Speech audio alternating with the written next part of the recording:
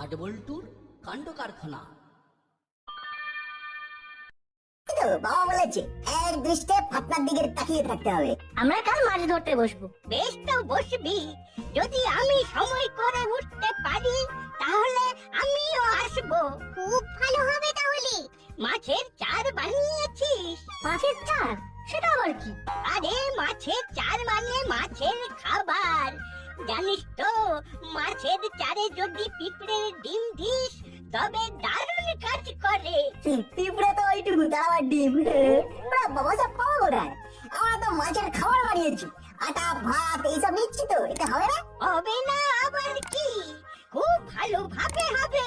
পুকুরটাই কিন্তু মাছ আছে, ঠিক মতো ধরতে পারলে অনেক মাছ ধরতে পারবি। ঠিক বলেছো দাদু, ভালো করে ধৈর্য ধরে ঠিক মাছ ধরবো।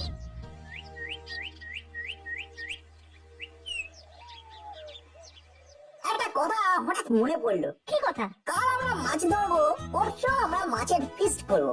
মাছের ফিস্ট? ব্যাপারটা দারুণ হবে কিন্তু। তবে মাছের ফিস্ট মানে অনেক মাছ ধরতে হবে।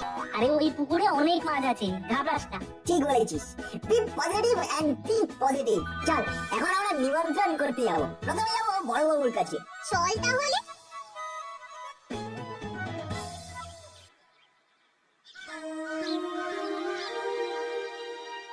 বুঝলে হাবু, এই যে মনোরম আবহাওয়া ছোটবেলার কথা মনে করিয়ে দিচ্ছে।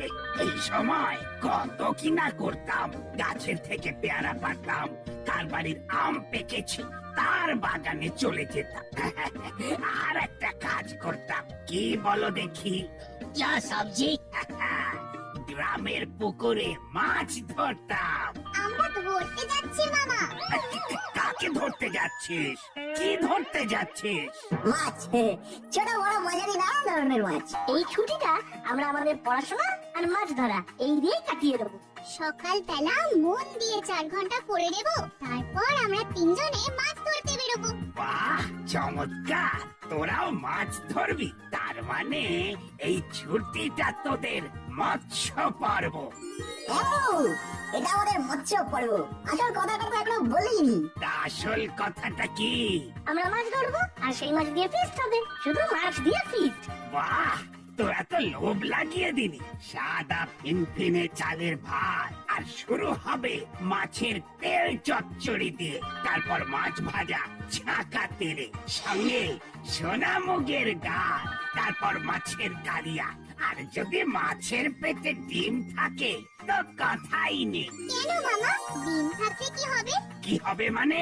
ডিমের বড়া ভেজে তেঁতুল দিয়ে টক, আহা! অমৃত! আমি আশীর্বাদ করছি তোদের মাছ ধরা যেন সার্থক হয়। থ্যাংক ইউ বড়